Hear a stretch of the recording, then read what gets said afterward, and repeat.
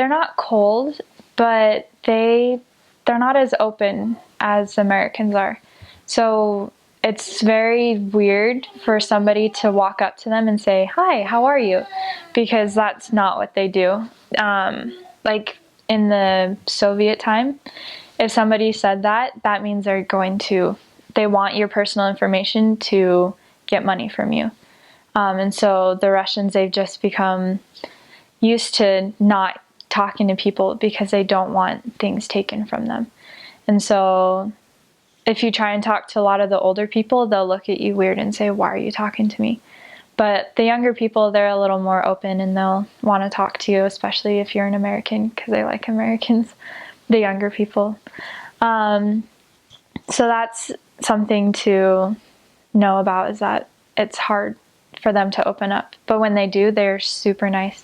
I heard that the Russians are compared to a pineapple, where on the outside, they're very spiky and hard and they don't look appealing, but then on the inside, they're sweet and they're nice. They love holidays there, especially they have a lot of church holidays. An interesting thing is that they celebrate Christmas on January 7th, I think. It's the first week of January.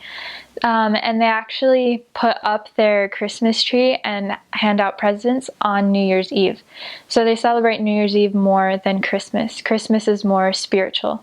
And so you would see people going to church and lighting their candles. They would go to the Russian Orthodox Church and light their candles and say their prayers. And then New Year's Eve is more about the parties and the giving gifts and everything. A big holiday there is called Victory Day, and that is May 9th.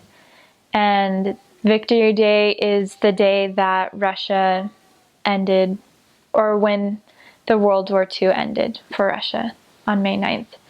And so they just party all day and they hand out ribbons. They're orange and black ribbons.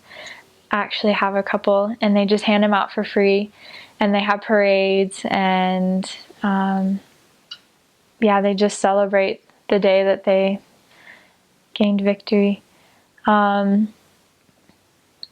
also have something called Women's Day, and that is March 8th, I think. And that's just a day that they celebrate women. And so we got flowers on the streets, and people, they just respect women. And I really liked that because I feel like in Russia, they understand the role of men and women. They understand that the role of the woman is to be a mother and to be at home, take care of the kids, and to support the family. And the husband is supposed to be out working. And I like how they understand that, and they make sure that everybody knows that. They also have a day for fathers. It's not really Father's Day. It's more of a day for men, but if you directly translate the holiday, it's Father's Day. And so, that's just a day where they celebrate their fathers, they celebrate their grandfathers that fought in the war, and like I said, they have a lot of religious holidays. So they'll have a holiday for every saint in the Russian Orthodox Church. I don't know all of them, but I just remember on the street sometimes people would say, "Oh, you don't know about this holiday? It's like Saint Olga's holiday." And I'm like, "No, we don't know." But yeah, they have a lot of those holidays.